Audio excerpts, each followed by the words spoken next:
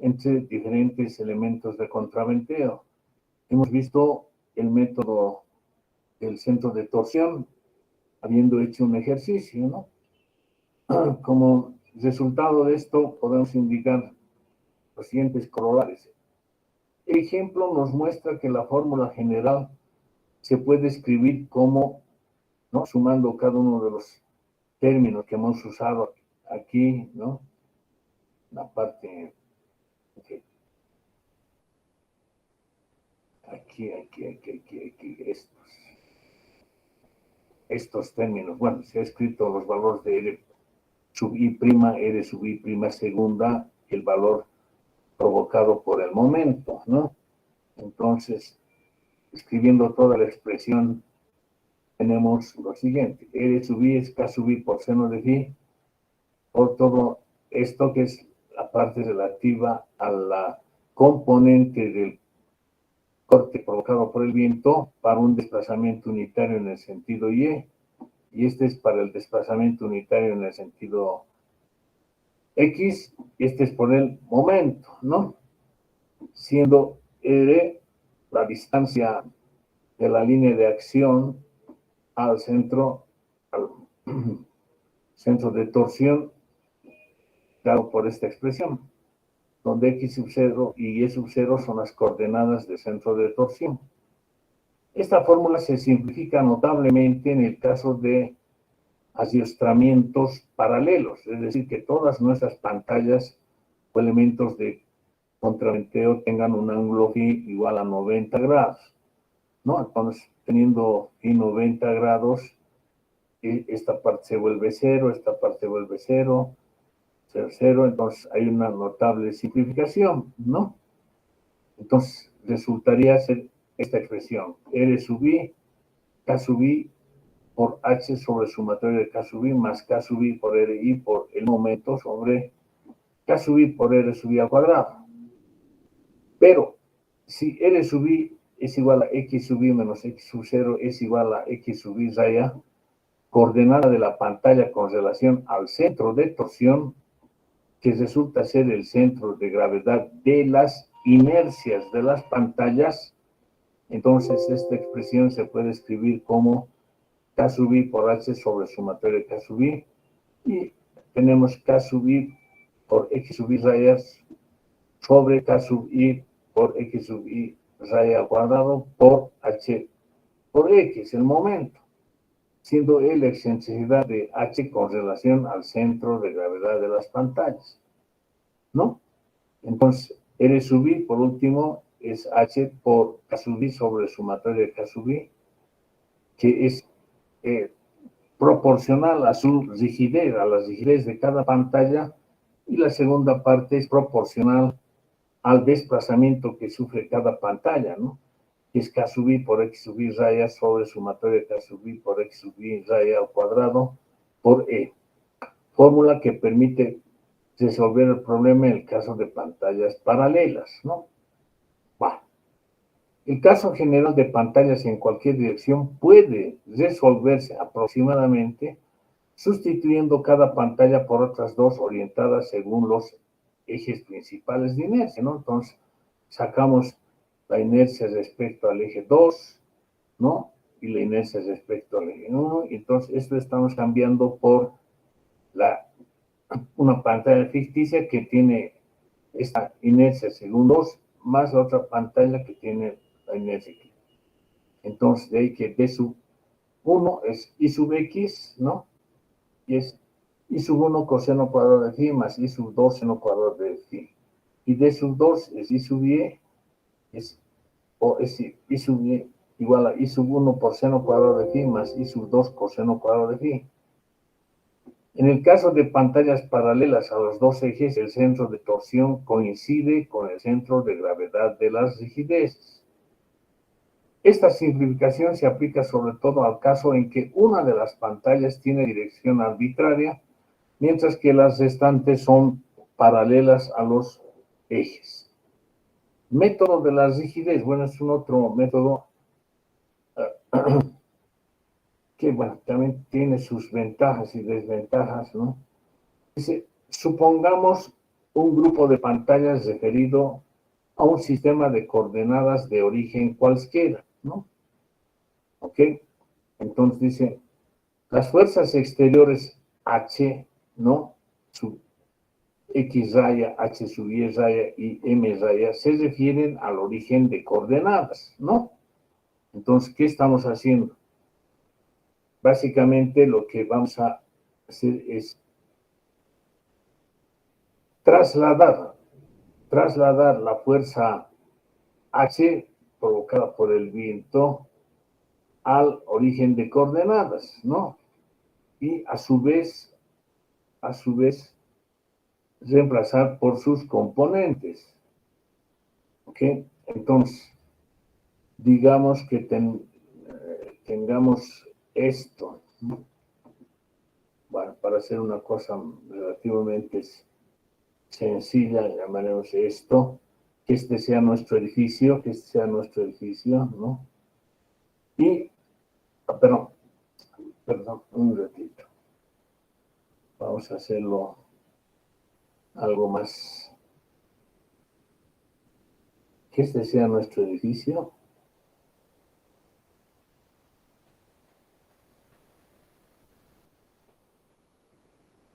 Digamos que sea así, ¿no?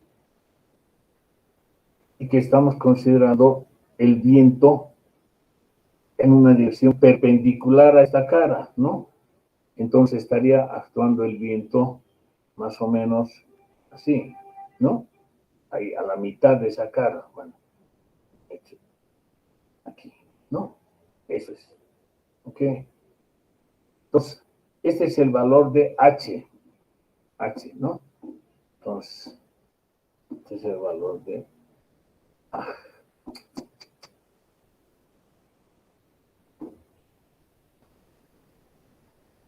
Este es el valor de H.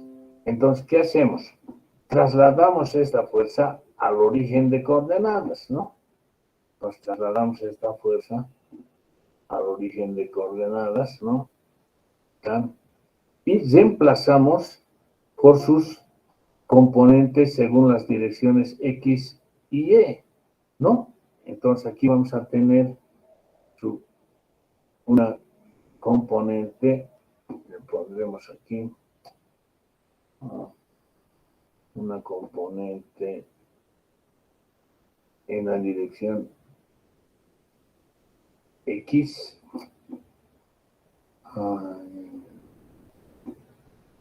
una componente en la dirección X y una componente en la dirección Y, ¿no? Bueno, pero ¿qué ocurre? Que hemos trasladado esto aquí. Para que esté en las mismas condiciones, tenemos que poner una fuerza de sentido contrario a esta, ¿no? Entonces vamos a poner aquí una fuerza que va a ser más o menos esta, ¿no? ¿Ok? Pero aquí tenemos una distancia D. Aquí vamos a tener una distancia D, ¿no? ¿Ok? Una distancia D. Este es el valor de A.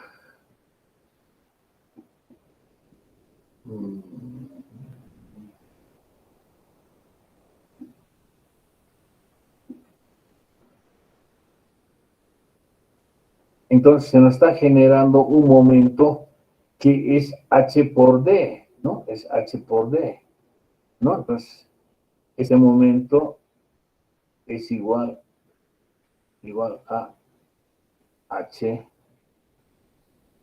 por D, ¿no? Entonces, todo lo hemos referido, lo hemos trasladado al origen de coordenadas, ¿no? En un punto cualquiera, ¿ok? Eso es, ¿no? Bien, entonces decimos las fuerzas exteriores se refieren al origen de coordenadas. Bueno, ahora, respecto al origen de coordenadas, la pantalla I, que tiene coordenadas X sub I y Y sub I, y que tiene una rigidez K sub I, ¿no? va a estar a una distancia del origen de coordenadas igual a R sub I. Y el valor de R sub I no es otra cosa que X sub I por seno de phi sub I menos Y sub I, ¿no? Menos Y sub I por coseno de phi, ¿no? Entonces, el vector fuerza se puede escribir de la siguiente manera. Bueno, esto han entendido, supongo. El vector fuerza se lo puede escribir de la siguiente manera, ¿no? Entonces, H raya estamos hablando como un vector fuerza con sus componentes H sub X, H sub Y y M raya. Entonces, H raya sub X, H raya sub Y, M raya. ¿Qué quiere decir? Que están referidos al origen de coordenadas, ¿no? Entonces, la rigidez de la pantalla definida como en el caso anterior, ¿no? Se designará por K sub I.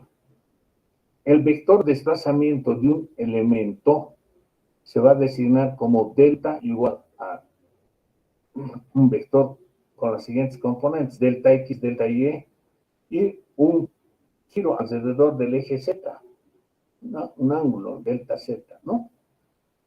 Ahora dice, los esfuerzos originados por el vector fuerza en cada pantalla y de un grupo se pueden expresar por la siguiente relación, ¿no? R sub I es K sub I por delta X coseno de phi sub I más delta Y seno de phi sub I más delta Z por R sub I, ¿no? O sea, siempre la fuerza que asume una pantalla o un elemento es proporcional a su rigidez y a sus desplazamientos. Las ecuaciones de equilibrio del sistema exigen que sumatoria de R sub I por coseno de phi sub I tiene que ser igual a H raya sub X, ¿no? Es la verificación que hemos hecho.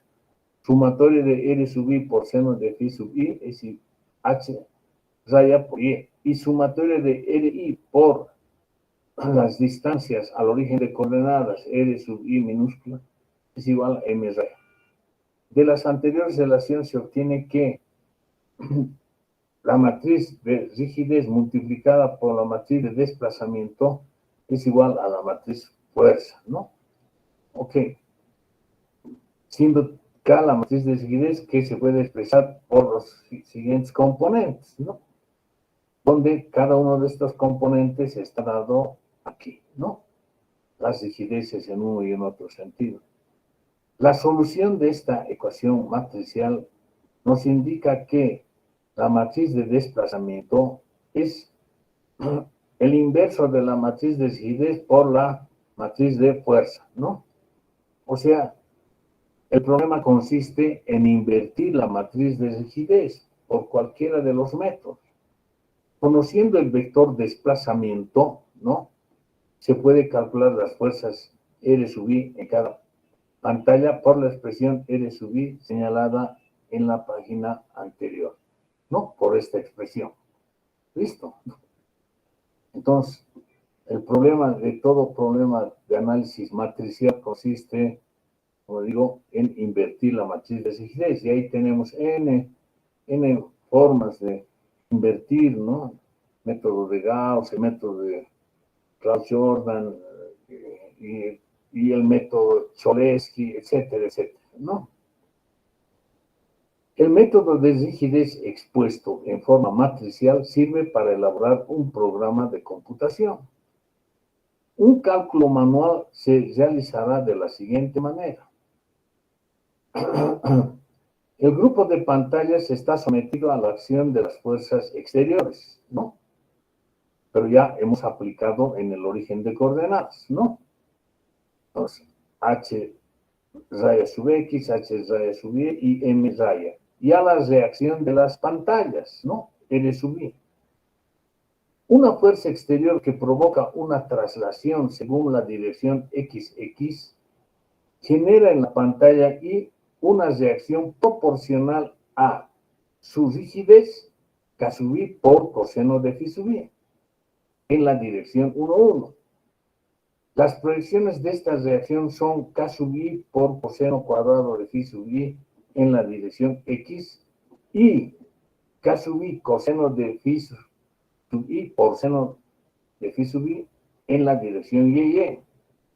Y su momento con relación al origen va a ser K sub i por R sub i por coseno de phi sub i. Se puede efectuar un análisis similar para una fuerza que provoca una traslación y, ¿no? Ok, entonces ahí vamos a tener que la reacción va a ser proporcional a K sub i seno de phi sub i. Y las proyecciones van a ser K sub i por seno de phi sub i por coseno de phi sub i. Y va a ser K sub i por coseno de phi sub i, ¿no? Perdón, por seno de phi sub i al cuadrado en la dirección y. Y su momento con relación al origen va a ser K sub i por R sub i por seno de phi sub i para la segunda condición, ¿no? ¿Ok? Lo propio se puede escribir para la cuestión del momento. Entonces, y para el momento que provoca una rotación alrededor de O, del origen de coordenadas. Escribiendo la ecuación de equilibrio, considerando que las reacciones deben multiplicarse por los coeficientes delta X, delta Y y delta Z, se obtiene un sistema de 3 ecuaciones con 3 incógnitas, ¿no? Siendo estas las incógnitas. La solución del sistema nos dará los valores de delta X, delta Y y delta Z. Y con ellos se puede calcular las reacciones finales en cada pantalla. A continuación se calcula por el método de la rigidez el problema anteriormente resuelto según el método del centro de torsión, ¿no? Entonces, a ver, un ratito, alguien quiere unirse, pucha, siempre alguien. Bueno, a ver, un ratito.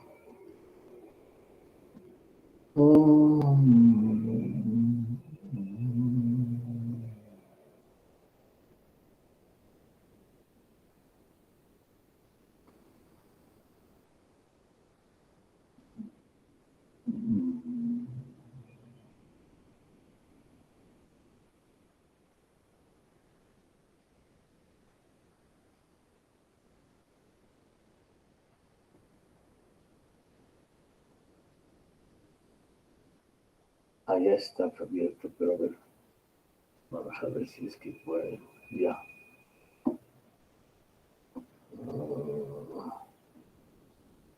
Bueno.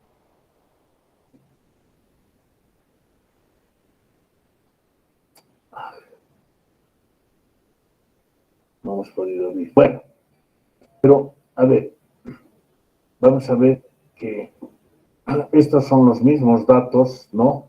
De el ejemplo anterior. La rigidez, las 5 pantallas, sus abscisas, sus ordenadas y los ángulos que forma con el eje X, ¿no? Y los valores de seno de phi sub i, coseno de phi sub i, y el valor de R sub i que hemos calculado mediante esta expresión, ¿no?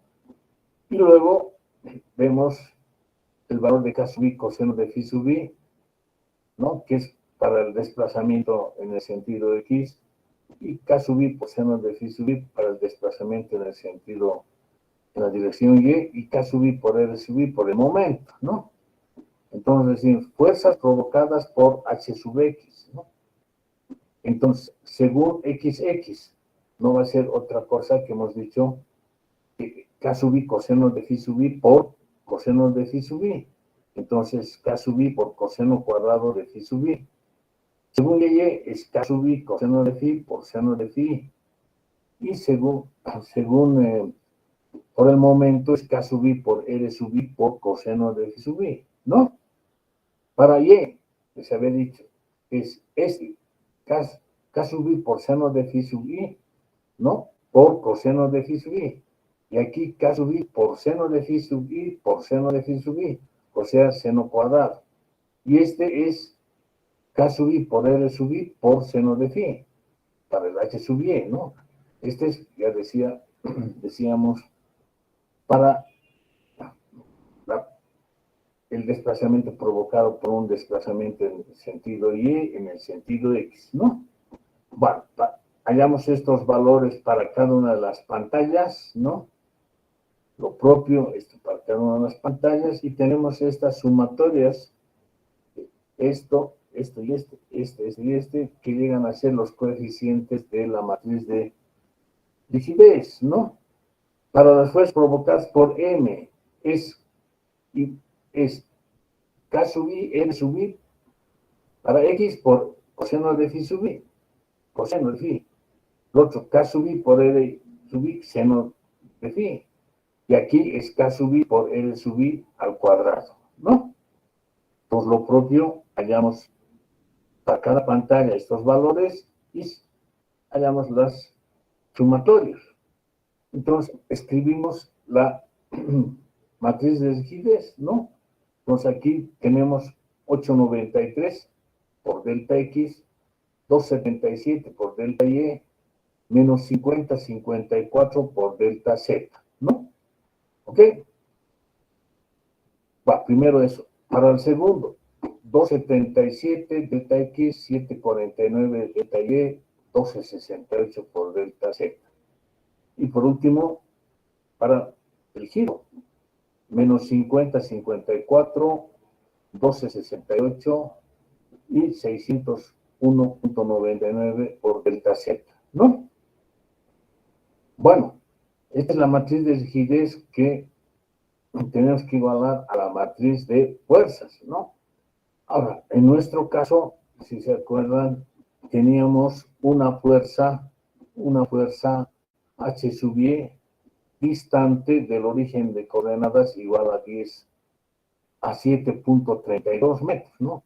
Entonces, al trasladar la fuerza Y que teníamos al origen de coordenadas, se nos provoca un momento de 10 por 732, da 73,20, ¿no? Va, a ver, para que recuerden un ratito.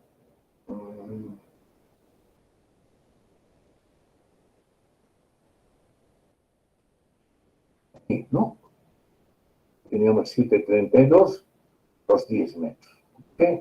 Entonces estamos trasladando esto aquí, que nos provoca ese momento, y como está en la dirección X, no tenemos una componente en la dirección X, ¿no?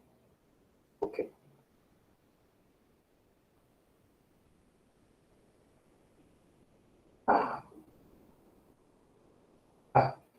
Eso yo.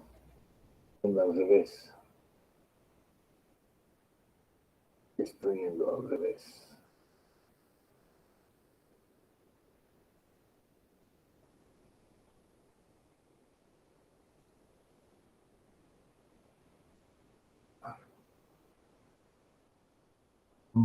Va, aquí está, ¿no? Entonces, H sub X raya es 0, H sub Y raya es 10, y el momento es 73,20. Solucionar el sistema de ecuaciones, obtenemos delta X igual a 0,6243, delta Y 0,8396, delta Z 0,1563, ¿no? O sea, como decíamos, hay que invertir esta matriz, ¿no?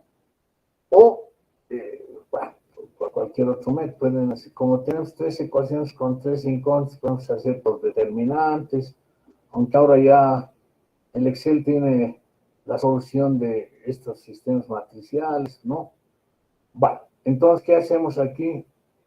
Tenemos que aplicar la ecuacióncita que era que el RI era la suma de esto, más esto, ¿no? Entonces, aplicamos este K sub I por coseno de phi sub I, ya teníamos aquí, K sub I por aquí, ¿no? Esto y esto tenemos, y esto, y ahora tenemos que multiplicar por los desplazamientos correspondientes, por delta X, por delta Y y por delta Z. Hacemos la sumatoria y hallamos las fuerzas reactivas de cada uno de estos elementos de contraventeo, ¿no? Ahora, si comparamos esto con el centro de torsión, hay unas diferencias mínimas, que es por cuestión de cálculo numérico, redondeo, etcétera, ¿no?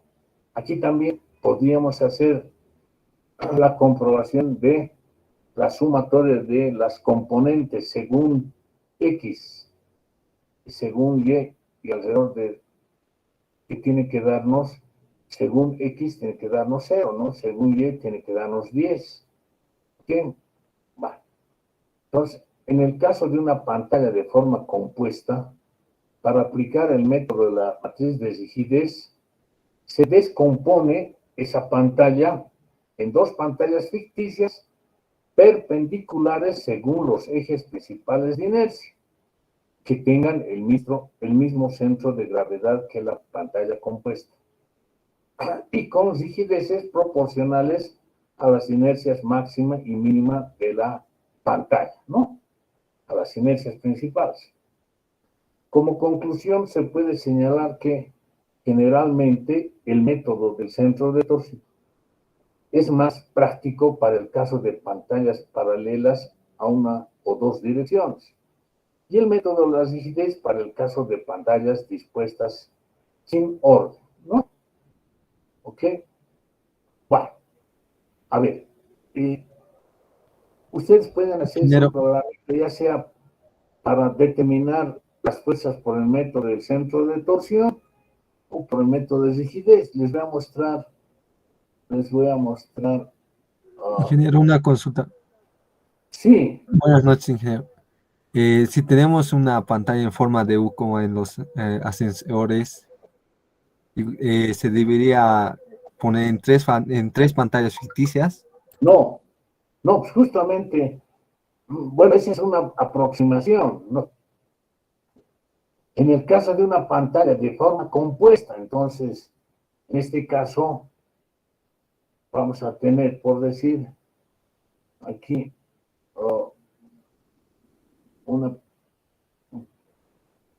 tenemos esto.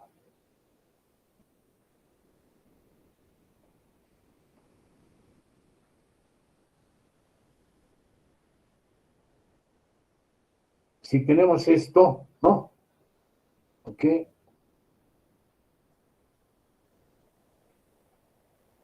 Usted no va a descomponer esto en 1, 2, 3, 4 y 5, sino que vamos a hallar las inercias de esta pantalla, entre comillas, de este núcleo alrededor del eje X, ¿no? Porque aquí esos van a ser los ejes principales, ¿no? Y alrededor del eje Y, ¿no? ¿Ok?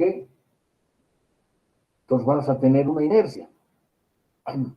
Entonces, es como si tuviéramos dos pantallas, ¿no? Una pantalla ficticia, llamemos, ¿no? Que tiene esta forma, llamaremos, ¿no? Que tiene esta forma, perdón, que tiene esta forma, perdón,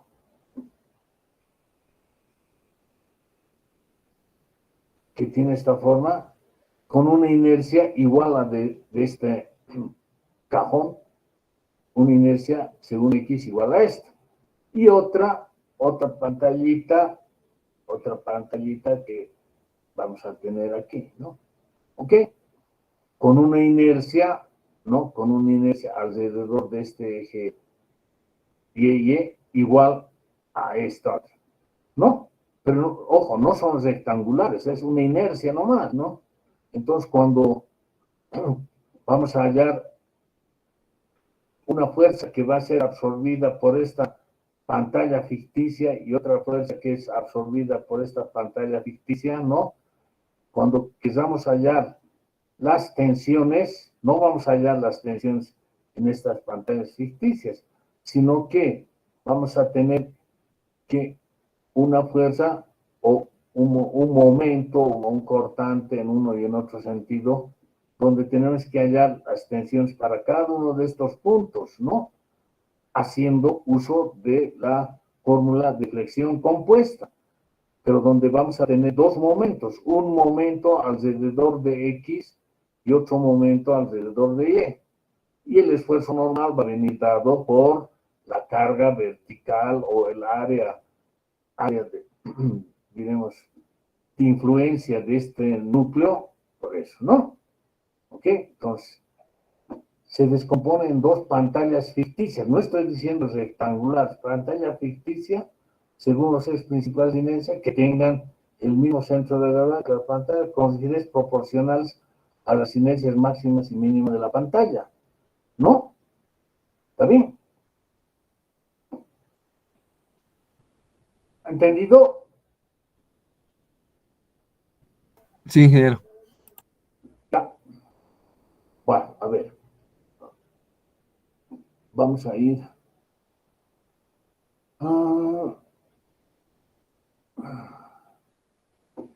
Dios, Dios, Dios, Dios, Dios, Dios.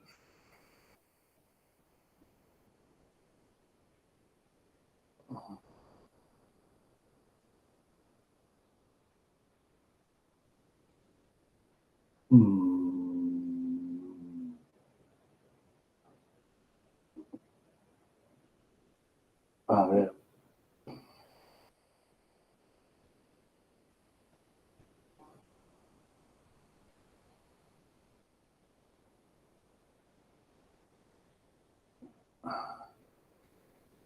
A ver, ¿cuál es? Pantalla.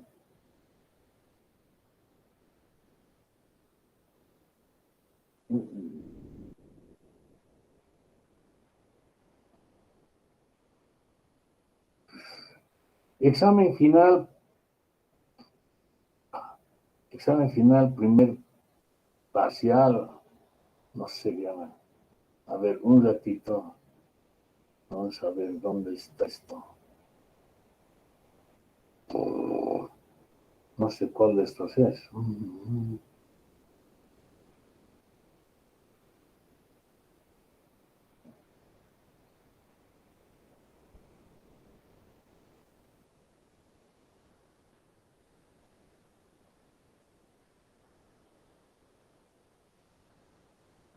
No. A ver, un ratito, jóvenes. No encuentro.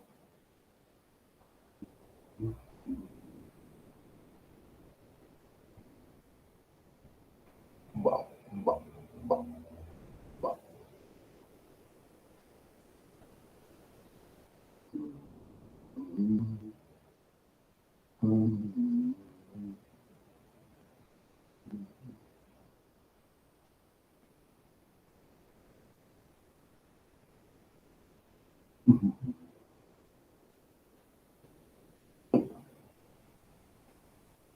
Ah.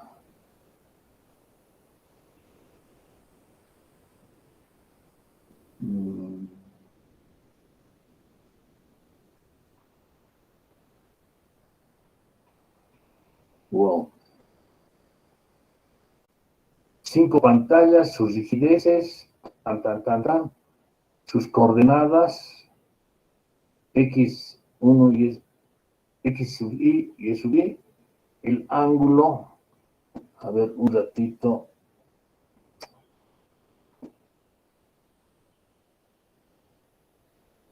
Ya. El ángulo y en radianes, el RI que hemos calculado con esta formulita.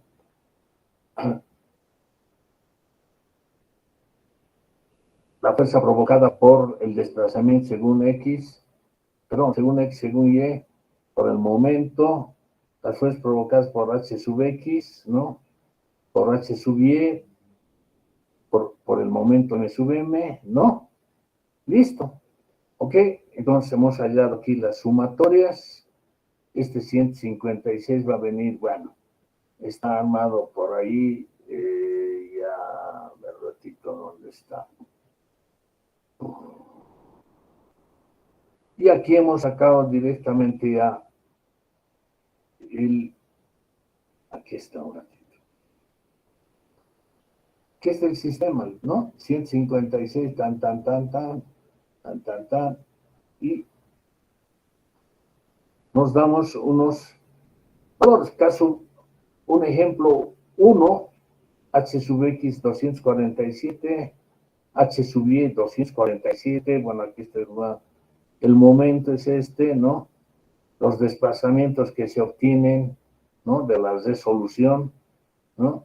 Y luego hallamos, multiplicando estos desplazamientos, tenemos esto, esto y esto, la sumatoria nos da esto, la verificación, fíjense, en el sentido X, 247, 47, la verificación en el sentido Y, 247, 47, ¿no?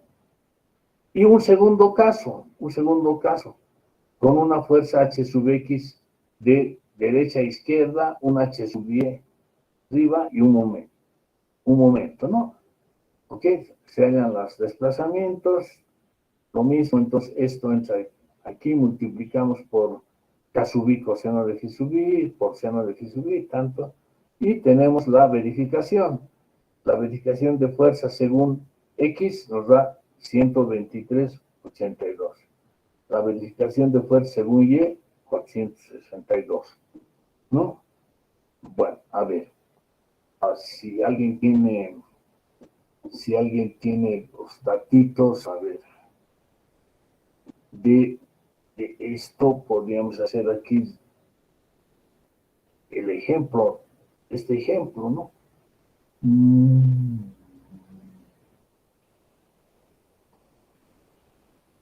Bueno, rigidez aquí nos hemos dado cualquiera, pero podemos poner aquí estos, ¿no? 5, 5, 5. A ver, caramba. 1,84, ok. 1,84. 6,22.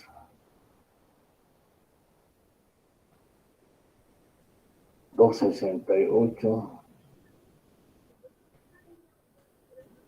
453, Inge. 4,53. A ver, alguien me dice. 118. 1,18. 1,18. Coordenadas, a ver, un ratito. Aquí está. 0, 0, 2,12, 9,57, 12,12, 10,35. ¿No? Y subí a 2, 6, 15, 6, 8, 12, menos 3,08. ¿No? El ángulo, 90, 43, 90, 0, menos 16. ¿No? Listo. Ya está todo, ¿no? Ahora aquí, la fuerza, H sub X 0, H sub Y 10. Y este era 732, creo que, o 700, ¿cómo era? 732 era. ¿Cuánto? La distancia era 732. 732. Claro. Supuestamente debería haber calculado todo esto y aquí nos ha dado, a ver, parece que nos ha dado bien, o sea, algo anda medio raro. Algo,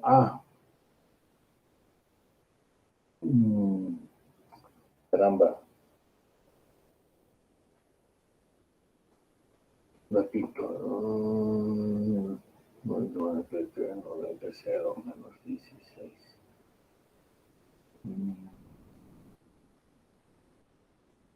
2, 12, 9, 5, 12, 12, 10, 35. 1,88, 22, 2,68. 4,23, 18. Ya.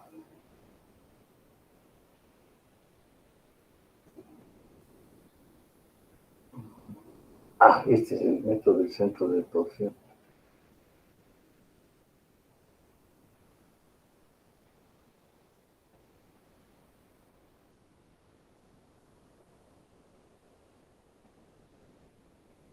1.54.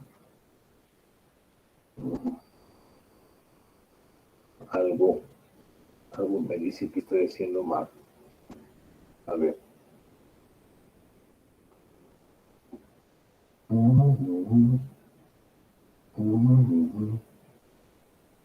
Algo me dice que estoy haciendo algo mal.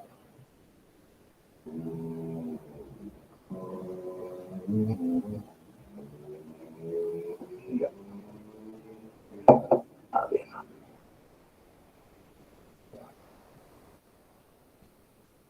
Aquí está, ¿verdad? A las rigideces, pues jóvenes. Nadie me ha dicho nada. La rigidez, esta,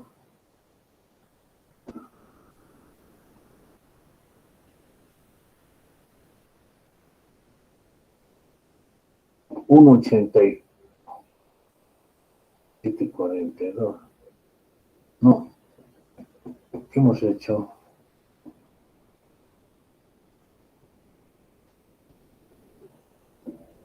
Ingeniero, en la tabla de abajo ha anotado esos valores. ¿Cómo? En esa tabla, no, más arriba, ahí anotar en la segunda tabla anotar los valores de rigidez, en la columna según fuerzas provocadas. Ah, ah, ah.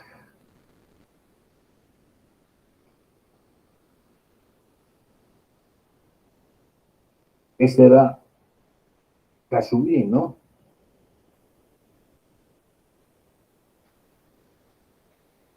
Y X. Aquí anotado. Qué barbaridad. Qué barbaridad. Esperen un ratito. Ya lo he llegado todo esto, pues, ¿no? Voy a...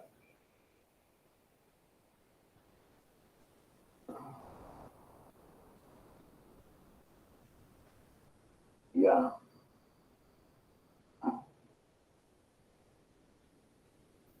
Datos, aquí era pues 1.84. 1.84, 6.22,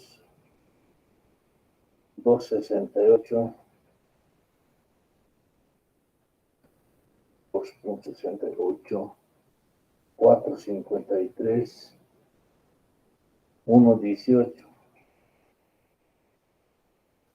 X, 0, 0, 2.12, 9.57, 12.12, 10.35 y este 2, 6.15, 6.15, 6, 8.12 menos 308.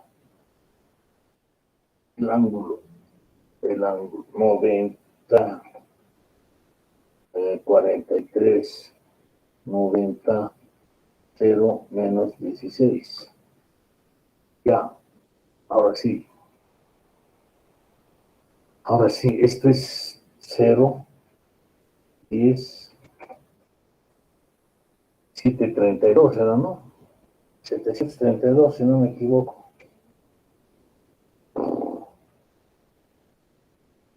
Ya, aquí se está verificando, ¿no? Que es la sumatoria de fuerza. Según X es 0 y según Y es 10, ¿no? Ahora las fuerzas tienen que ser iguales a esta, ¿no? Ah,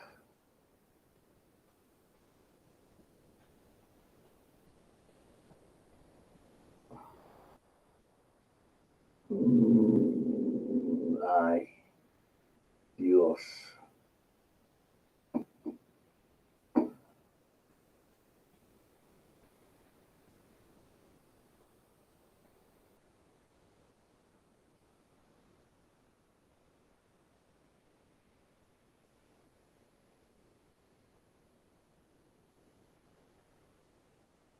Creo que otra vez hemos regado.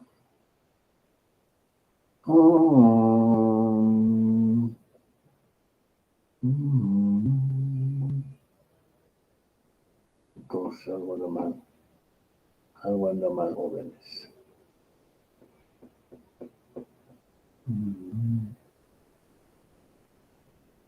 Algo anda mal.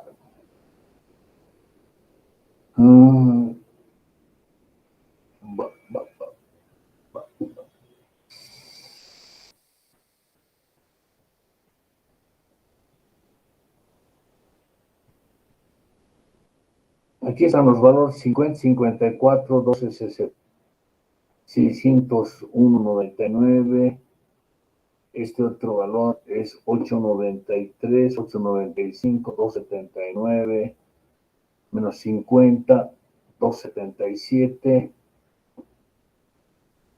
2.77, 7.49, 2.77, 7.49 y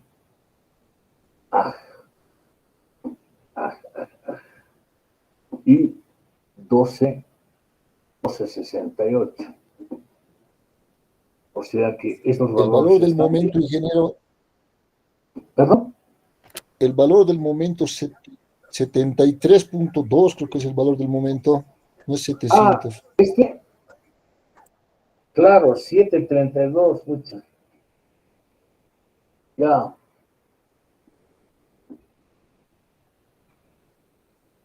Bueno, a ver.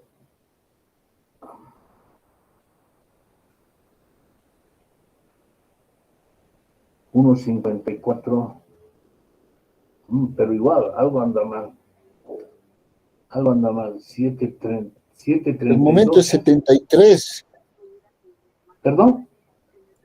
El momento es 73.20, yo creo. 73. Sí, punto 20. Ya, sí. Entonces, como verán, estos son valores exactos, ¿no? 1.54, 3.42, 6.25, 6.26, menos 2.93, 0.45. ¿Ok? Bueno, ahora, aquí hemos analizado un caso, ¿no? El caso en que está soplando viento en la dirección Y. Podemos analizar otro caso que esté soplando el viento en la dirección X, ¿no? Entonces tendríamos, por decir algo, digamos 15 aquí, ¿no? Y aquí 0, y aquí tengamos más o menos de ese orden, pongamos 54, ¿no? Entonces vamos a tener estas otras reacciones en cada una de las pantallas, ¿no? Entonces lo que tenemos que hacer es justamente analizar dos direcciones, una según Y, otra según X, y hallamos esto, ¿no? Y luego para el diseño escogemos los máximos valores absolutos, ¿no?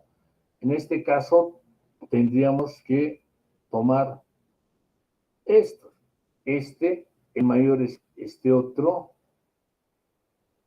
6.25, este es el mayor, ¿no? Y este es el mayor. Y por último, este es el mayor, ¿no? Entonces, la pantalla 2 se va a determinar para un viento en la dirección Y. Y en cambio, las pantallas 1, 3, 4 y 5 van a estar regidas para un viento según X, ¿no?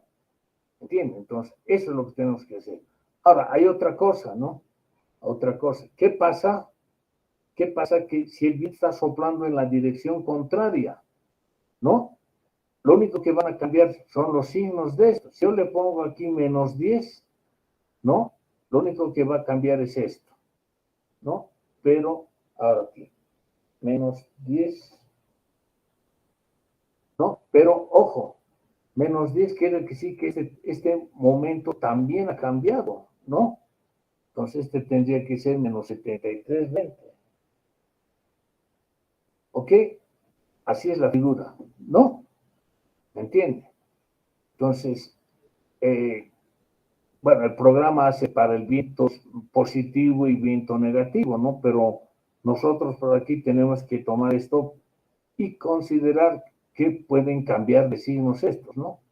Lo propio aquí. Ahora, a ver, un otro caso, esto es para analizar, ¿no? Alguien puede decir, a ver, ¿qué pasa si está soplando el viento según la diagonal, digamos, según la diagonal, un ratito? A ver, según una diagonal, entonces vamos a tener,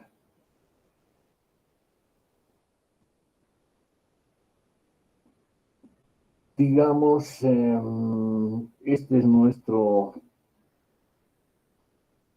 edificio, ¿no? Entonces, teníamos el Y10, ¿no? El Y10, ¿no?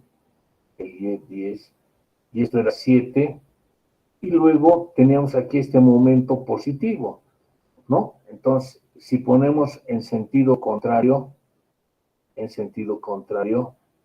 ok, el momento es negativo, entonces por eso hemos cambiado esto, ¿no? Ahora, ¿qué ocurre? Esa es una condición, ¿no? El otro era el viento soplando en la dirección X15, ¿no? Aquí 15, ¿no? Bueno, probablemente deberíamos poner más bien aquí. Esto es lo que hemos puesto. ¿Por qué? Porque hemos dado un momento positivo, ¿no? Entonces, este sería 15. Por esta distancia vamos a tener un momento positivo. Para un viento en este sentido, ¿no? Tendríamos que poner esto, fíjense, ¿no? Este tendría que haber sido H sub. Pero no hay caso de cambiar, ¿no? Este tendría que ser negativo y el momento es positivo, ¿ok? Si es positivo, el momento es negativo. Entonces, esto es medio ficticio, ¿no? ¿Ok? Eso hay que tener cuidado. Ya. Sí. O sea, lo que deberíamos haber hecho, este es menos 15, ¿no? Y ahí sí tenemos un momento positivo, ¿no? Ok, pero aquí no iba prácticamente, ahí así ya es más determinante este, ¿no? Entonces hay que escoger más menos este, pero con el correspondiente momento con su signo, ¿no? Lo que quería decirles, ¿qué pasa si simultáneamente está actuando el viento en uno y en otro sentido? Digamos, este sea 10 y aquí 15. Bueno, tendríamos que determinar esto, ¿no? Tendríamos que determinar esto y fíjense, puede dar otros valores, ¿no? Pero esto se va a presentar cuando el edificio no sea rectangular, ¿no? Sea que sea una forma poligonal, una forma triangular, etcétera, donde haya componentes simultáneamente en X y en Y, ¿no? Bueno, esto tenemos que ver cómo estamos dando la dirección o el sentido para estos vientos, ¿no? Bueno, esa es la facilidad de este programita que nos permite rápidamente hacer ese análisis, ¿no? Y luego escoger las pantallas o los esfuerzos mayores en cada una de las pantallas, ¿ok? Bien, ahora vamos a entrar a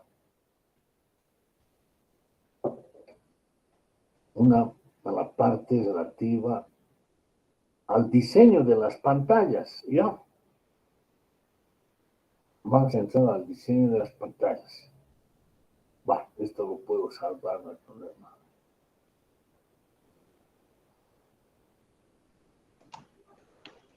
Inge, creo que tenía un ejemplo de pantallas concurrentes. ¿Con qué? Un ejemplo de pantallas concurrentes tenía en la otra carpeta. Tal vez lo podríamos analizar. Ese es el examen, joven. ¿Entiende?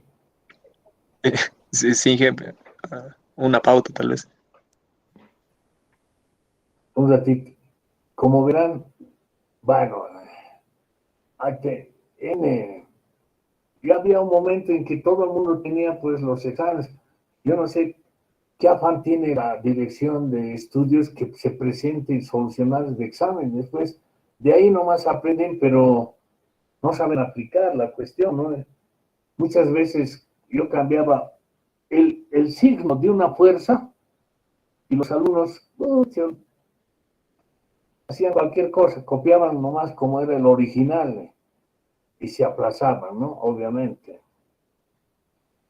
Bueno, a ver, esto ya hemos visto. Vamos a ver un ratiño, un ratiño.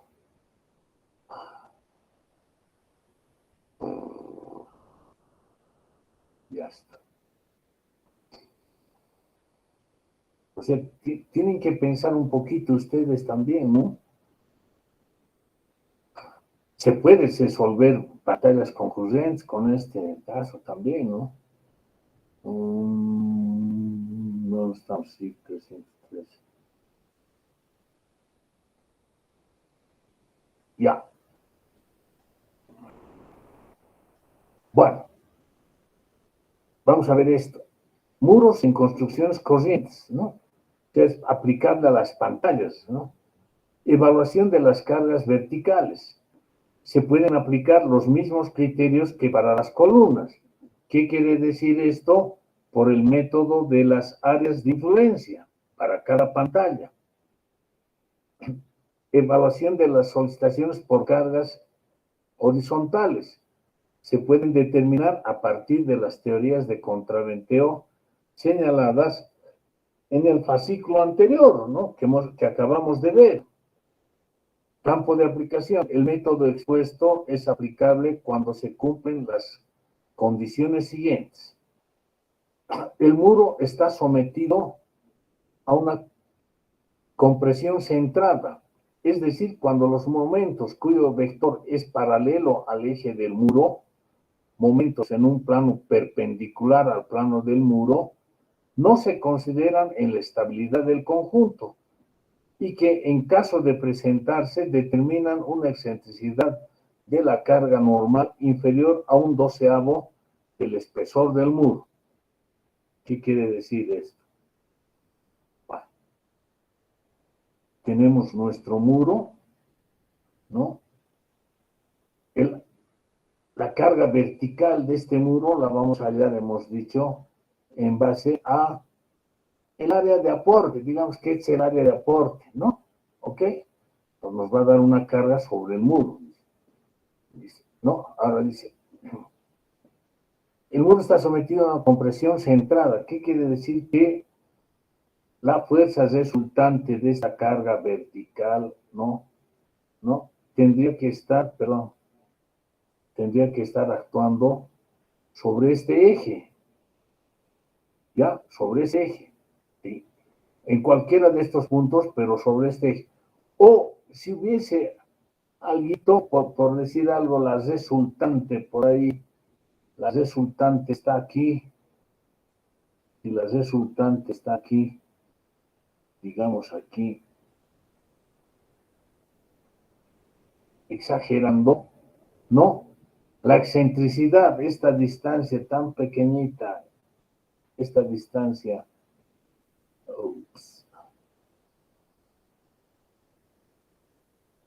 esta distancia, ¿no? Tiene que ser menor a un doceavo del espesor del muro. Es una nada, o sea, esta pantalla solamente absorbe momentos en su plano. Es decir, que el vector momento estaría por aquí.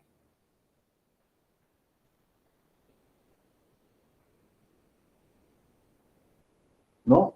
Y no hay este otro. ¿Ok? Así es. Los momentos vectores en el plano del muro, vector perpendicular al eje del muro, se traducen en tensiones normales que se adicionan a las debidas a las reacciones verticales sobre el muro. Entonces, sobre este muro, por efecto de toda la carga vertical, ¿no? Va a presentar unos esfuerzos normales, ¿no? De este tipo, ¿no? unos esfuerzos normales de este tipo. ¿Ok? Entonces, digamos,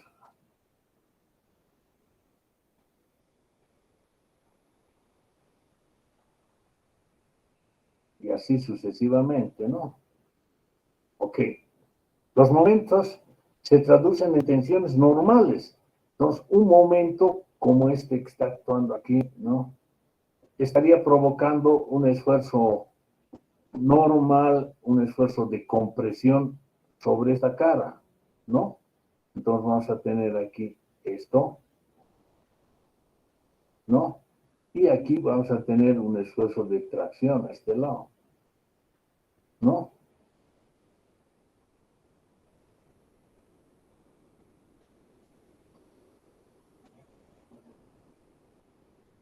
Entonces, la suma de estos dos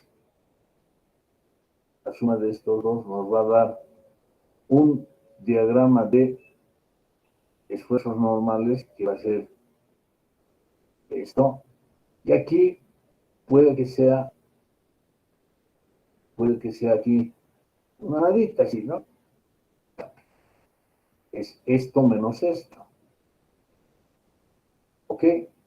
Esa es la figura.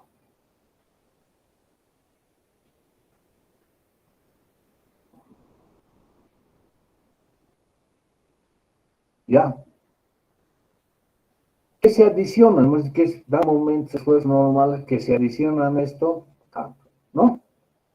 Bueno, ojo, puede haber, si el viento sopla en el sentido contrario, vamos a tener un diagrama de esfuerzos normales por viento en este sentido. Perdón.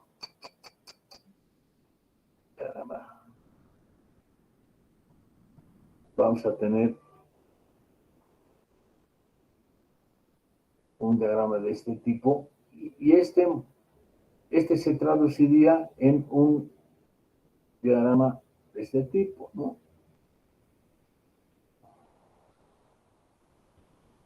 O sea, es una condición de viento soplando, por decir, de izquierda a derecha, y este es para viento soplando de derecha a izquierda, ¿no? ¿Ok? Bien. Ojo.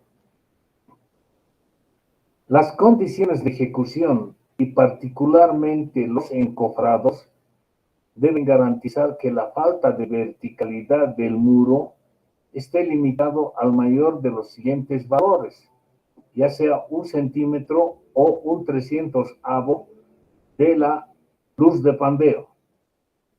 La esbeltez lambda debe ser inferior a 80. Longitud de pandeo. La longitud de pandeo L sub F depende de la luz libre, L sub 0, ¿no? De las condiciones de las uniones, superior e inferior, de las condiciones de vínculo, ¿no? Al resto de la estructura y de los elementos que aumentan la rigidez. Se calcula la longitud de pandeo L' sub F correspondiente a un muro sin rigidizadores empleando el siguiente ábaco, ¿no?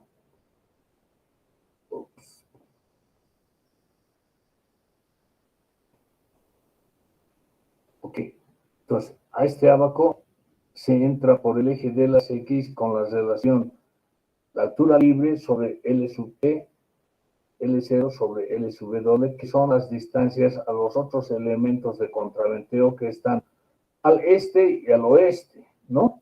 Entonces entramos aquí hasta cortar, y por el otro lado entramos con la relación A sobre H sub 0, donde A es el espesor, ¿no? Es el espesor del muro y H sub 0 la altura, ¿ok? Entonces, entramos por uno y otro lado y determinamos esta relación, la longitud de pandeo prima sobre L sub 0, sobre la longitud inicial, ¿no? ¿Ok? Entonces aquí tenemos los valores, ¿no? Es el L sub 0, la distancia entre pisos. H sub 0, el espesor del entrepiso. A, el espesor del muro. L sub W, la distancia libre al muro vecino hacia el oeste, y L sub E, la distancia al muro vecino al este, ¿no? Bueno, entonces dice, para el caso de muros de borde, si este fuese un muro de borde, no hay esto, ¿no? L sub E o L sub W se tomará igual a infinito. Asimilación a un muro central. ¿Qué quiere decir? Que esto sería cero, ¿no? Pues va a entrar solamente un lado, un término de estos. Asimilación a un muro central asociado en un lado a un entrepiso ficticio de rigidez nula. Si evidentemente se trata de un muro sin rigidizadores, entonces la longitud de pandeo es la longitud L' sub F que hemos determinado de aquí, y listo, ¿no? ¿Qué es los rigidizadores? Bueno, un muro en planta puede ser esta, caramba, otra vez. Un muro en planta sin rigidizadores es este, ¿ok? Bueno, rigidizador son una suerte de otros muritos perpendiculares al muro que se encuentran en uno o en ambos lados del muro, ¿no? Entonces va a venir ese aquí, ¿no? Pero para que sea considerado rigidizador, tiene que tener una determinada dimensión aquí, ¿no? ¿Ok? Entonces, este, por ejemplo, prácticamente no va a ser considerado como diafragma o rigidizado. En cambio, aquí ya podemos decir rigidizado. No confundan, no pueden decir, ah, no, este es un muro complejo, puede ser, ¿no? ¿Ok? Entonces, un rigidizador también puede ser así, ¿no? Pues el muro principal, sus rigidizadores, ¿ok? Ahora, es compuesto, bueno, se podría entrar con la inercia de todo este conjunto y vamos a descomponer, ¿no? Entonces dice, si evidentemente se trata de un muro sin rigidizadores, L sub F es L' sub F. Si por el contrario se trata de un muro rigidizado en una o en sus dos extremidades, se calculará la longitud de pandeo a partir de la longitud previa L' sub F utilizando los siguientes ábacos.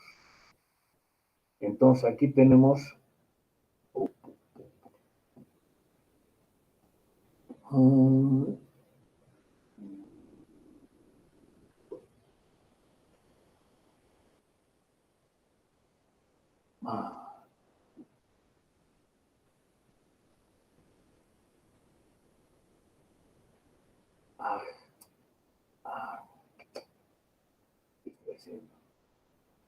ya. Ok. Entonces tenemos este caso de muro no armado, rigidizado en un extremo. Caso de muro no armado, rigidizado en los dos extremos. No. La distancia en planta libre, llamaremos, es un vista en planta, ese, y aquí es la distancia interna entre los dos rigidizadores, ¿no? Estos dos ábacos nos pueden servir para el diseño de edificios con muros portantes, no de hormigón armado, pueden ser de hormigón simple, pueden ser de mampostería de piedra, o pueden ser de ladrillo gambote, etcétera, ¿no? Aquí lo que tenemos es nosotros ahora, caso de muro armado rigidizado en un extremo, y caso de muro rigidizado en dos extremos, ¿no? Entonces, ¿qué hacemos? Entramos con el valor de L' sub F, ¿no? Aquí, L' sub F, hasta cortar un valor de C. C igual a 1, 1,5, tan, en metros, ¿no? ¿Ok? Si es esto aquí, L' nos ha dado, que sea 3 metros, y esto es 2 metros, entonces vamos a estar aquí, salimos de punto, ¿no? Y salimos por 0,9, ¿no? ¿Ok? Así es. Pues la longitud de pandeo, por ejemplo, esto ha bajado fíjense, de 3 ha bajado a un metro, si tenemos una cosa muy, muy rigidizada, ¿no? Bien. Oh.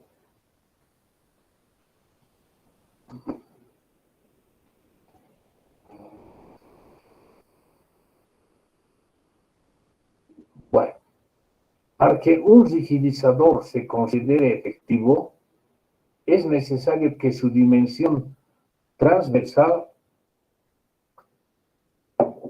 perpendicular al muro sea mayor o igual al mayor valor de 50 centímetros o 3 veces el espesor del muro.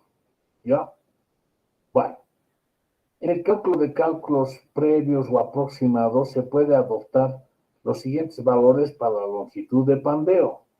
Caso de muro sin armadura, 0,85 de L sub 0, ¿no? De la altura entre pisos.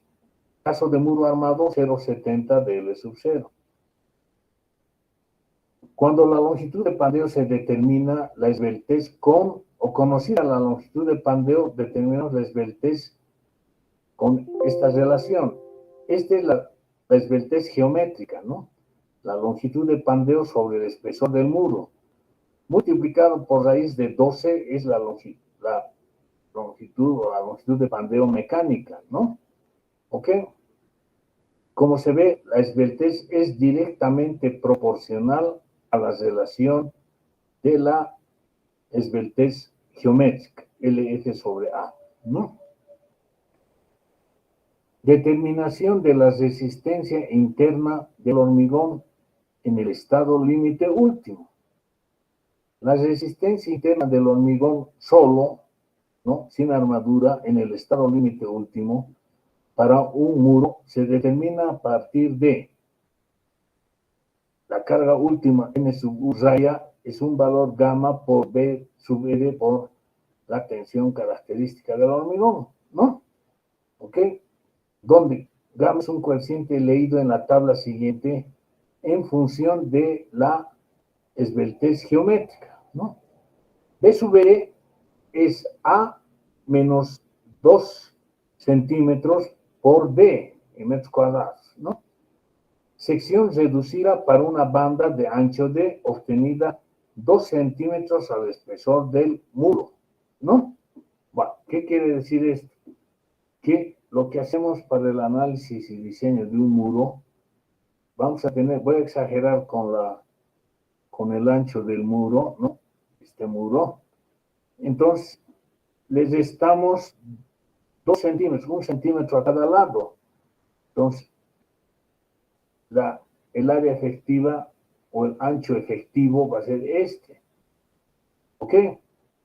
Entonces, y el D, ese es A, es el valor del espesor, ¿no? Este es el valor de A, ¿no? Es el valor de A. D, ¿qué es D? Este muro dividimos en una serie de segmentos, ¿no? Generalmente iguales, de manera tal de poder calcular cada uno de ellos de la siguiente manera. Entonces vamos a calcular, qué sé yo, a ver, aquí está más o menos al medio, ya digamos aquí.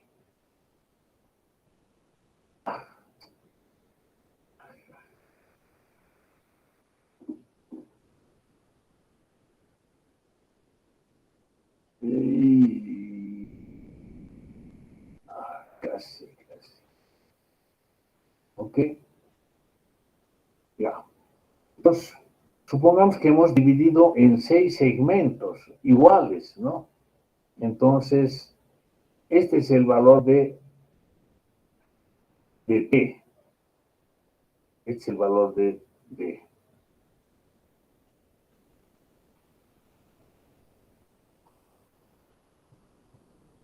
¿Ok? Entonces, B sub R va a ser, como decíamos, la distancia rojita, esta, ¿no? La distancia rojita, este valorcito, A menos 0,02 por D. Entonces, esta área, ¿no? Sección recibida para una banda de ancho D obtenida restando centímetros. Eje sub C, la resistencia característica del hormigón. Entonces, ¿qué ocurre? Hemos visto en el anterior gráfico, hemos hallado un diagrama de tensiones, ¿no? Un diagrama de tensiones que era para el caso del viento soplando en una dirección, era así, ¿no? Oh.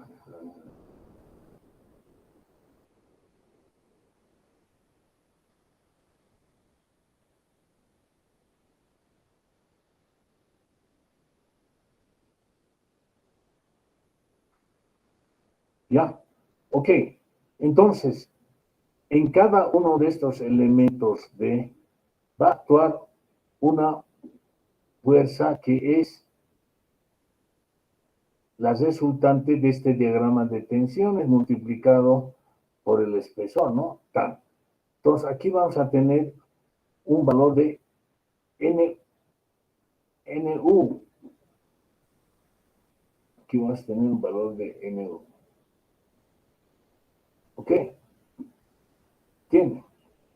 Y el NU que tenemos que comparar con el NU raya, que es digamos, la resistencia interna. Esto es lo que está, a lo que está sometido y esta es la resistencia interna, ¿no? ¿Ok? Nos vas a hacer dividir cada uno de estos. Ahora, ojo, también tenemos que tomar en cuenta el otro caso, hemos dicho, ¿no? Vamos a tomar en cuenta el otro caso. Bueno, para este elemento, el viento en este sentido es determinante. En cambio, para estos, el viento va a ser en este sentido. Y por lo que se ve aquí, ¿no? Normalmente los extremos de los muros están sometidos a un mayor esfuerzo, por lo que la armadura en estos elementos extremos va a salir mayor, ¿no? Voy a exagerar aquí, ¿no? Aquí va a salir una cosa así, ¿no? Y aquí va a ser menor, va a ser un poquito más chiquito, ¿no? Bueno. Y aquí al centro va a ser tal vez por cuantía mínima, ¿no? Bueno, así es la figura. ¿Ok? Por cada uno de estos elementos se calcula como si fuese una columna, básicamente, ¿no? Bueno, sigamos. Han entendido el dibujito, todo, qué bonito. Bueno, aquí está el factor de mayoración, llamaremos por efecto del pandeo, ¿no? Entonces, fíjense, en algunas normas antiguamente se decía que cuando el pandeo geométrico es menor a 10 se podía despreciar, ¿no? Si el TC era menor a 10 se podía despreciar el pandeo, pero no es así, ¿no? Fíjense que aquí prácticamente para 10 se está reduciendo casi a la mitad de la capacidad portante, ¿no? Entonces aquí va a ser por 0,5, ¿no? Entonces la norma francesa toma prácticamente desde un esbeltez 2, ¿no? Aquí ha perdido el 38%, ¿no? ¿Ok? Ya son palabras mayores, ¿no? Nunca deben estar por ahí. Dice, en caso en el que más del 50% de las cargas se aplican antes de los 28 días, los valores de gamma deben dividirse por 1,1. Bueno, ahora tenemos lo siguiente. Caso de muros de hormigón sin armadura. Si el valor de 1, la resultante de los esfuerzos en ese elemento, ¿no?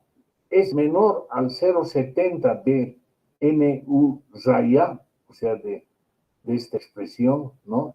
De esta expresión, teóricamente no necesita armadura, ¿no?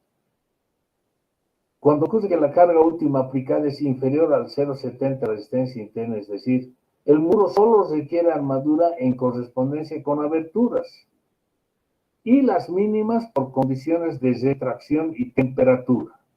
¿Ok? Bueno, ahora, ¿qué ocurre si la fuerza es mayor a esta? Necesitamos armar. Caso de muros de hormigón armado. Si por el contrario, la fuerza resultante que está actuando en ese elemento del muro es mayor a 0,70 de la capacidad del hormigón solo, entonces es necesario armar el muro. En este caso se calculará la resistencia del hormigón y del acero en el estado límite último con, entonces hallamos una nueva capacidad, N sub U raya prima, que es gamma sub 1 por 1,35B, ¿no? Por FC28, la resistencia característica es lo que contribuye el hormigón, más 0,87 del área de acero por la fatiga de fluencia característica del acero, ¿no? Bien, donde B, ojo, aquí B, como ya es armado, dice, son las áreas del hormigón y del acero, ¿no? Ya no. Y F sub C 28 y F sub B, las resistencias características del hormigón y del acero. Y el gamma sub 1 es el menor valor de 0,5 de alfa por beta por gamma por delta, o 0,449 de alfa por gamma por delta, donde el coeficiente alfa refleja los defectos en la planeidad y en la verticalidad del muro. Y viene dado por esta expresión, 1 menos 10 veces E sub 0 sobre 3A. ¿Qué es E sub 0? Es una excentricidad adicional, ¿no? Que es 1 centímetro, el mayor valor de 1 centímetro o 1/300avo de la luz de Pandeo, donde A es el espesor del muro en las mismas unidades que E sub 0. Beta se refiere, beta se refiere a la susceptibilidad de que el muro se pandee. Viene definido en función de la esbeltez dada por beta igual 1 sobre 1 más 2 lambda sobre 100 al cuadrado, donde gamma se refiere a las características de fabricación y control del hormigón. Es igual a 1 para hormigón con control permanente. Estamos hablando de ¿no? Y es igual a 0,83 en los otros casos. Delta, este cuarto parámetro, se refiere a los tipos de carga considerados en la determinación de la carga última. Delta es igual a 1,1 si los efectos climáticos se han incluido. Y es igual a 1 en caso contrario, ¿no? Pues, bueno, aquí ya tenemos los 3 parámetros y elegimos el menor de esos, ¿no es cierto? Ahora dice, la armadura vertical se debe disponer a mitades en cada cara del muro, ¿no? ¿Ok? Entonces, ¿qué hacemos aquí? Lo que no vamos a hacer es determinar la capacidad última, no, lo que se hace es despejar el valor de A, ¿no?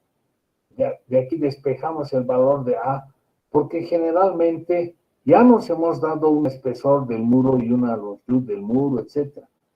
Entonces, al despejar esto, ¿no? Ya vamos a estar cumpliendo esto y de ahí sacamos la armadura requerida.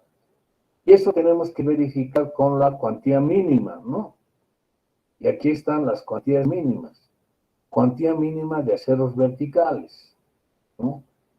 La cuantía está dada por el área mínima sobre A por D para cada sector del muro y es el mayor valor de 0,21 sobre F sub E por teta sub 1 por teta sub 2 por 3 la capacidad o la fuerza actuante y por la capacidad sola del hormigón menos 1 o el 1 por 1000, ¿no? Donde A el espesor del muro, D el ancho de la banda estudiada, teta sub 1 coeficiente igual a 1 si es muro central y 1,4 si es muro de borde. Teta sub 2 es 1 más lambda sobre 20, ¿no? Estas fórmulas se traducen en el siguiente ábaco, que para el acero con una fatiga de fluencia de 400 megapascal da la cuantía mínima para un muro interior. Si se trata de un muro de borde, multiplicamos por 1,4, ¿no? Entonces aquí está, entramos por la parte inferior con la esbeltez geométrica, ¿no? Entramos aquí hasta cortar la curva o la línea correspondiente al esfuerzo actuante sobre la capacidad del hormigón solamente, ¿no? Nos vamos a dar, tenemos aquí y salimos con el valor de la cuantía de W sub B. ¿Ok? Sí es. Bien. Vamos a quedar ahí, jóvenes. Vamos a quedar ahí y les voy a enviar esto, creo que no os he enviado. Hasta el día miércoles. No, hasta el día Hasta el viernes, sí. viernes, hasta el viernes, sí, joven. Hasta el viernes, sí. Hasta el viernes, jóvenes. Buenas noches, ingeniero. Que les vaya bien.